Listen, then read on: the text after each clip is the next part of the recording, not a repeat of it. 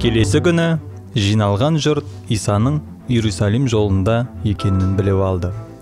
Олар қолдарына пальма бұтақтарын алып, Асанна, жаратқанның атынан келе жатқан жарылқанған жан, Израиль патшасы жарылқанған деп ұрандатты. Жұрттың бәрі оны мадақтап, ғажап істерін жоғары бағалады. Ол туралы барлығына үлкен үмітпен айтып жүрді. Бірақ бұл адамдар оны танымады, білмеді. Олар күшпен әрі құдіретпен билік жүргізетін біреуді күтті.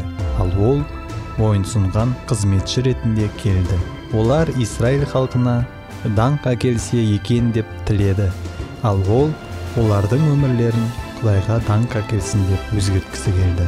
Олар өз жауларын талқандауға қабілетті ұлы басшыны күтті. Ал ол жауларыңды жақсы көріңдер деді. Ол халықты басшылардан азат етуге келді деп ойлады. Ал ол оларға күнәдан азат етілуді ұсынды. Көп ұзамай Исаның олар күткендей біреу емес екенін түсінулеріне тура келді.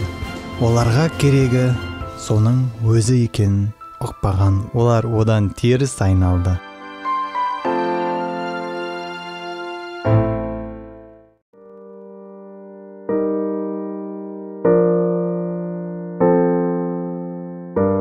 Оның басынан өткен ауыр азапқа ол тіпті де лайық емес еді.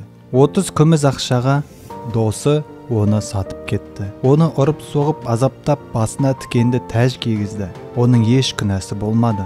Сіз бен менің кесірімізден оны айқшағашқа керіп іліп қойды.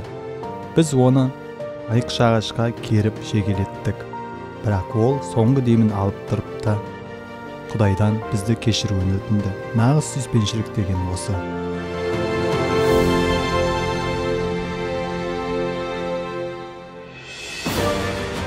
Иса Мәсіх сіз бен біз құтқарыла алуымыз үшін өмірін құрбан етті.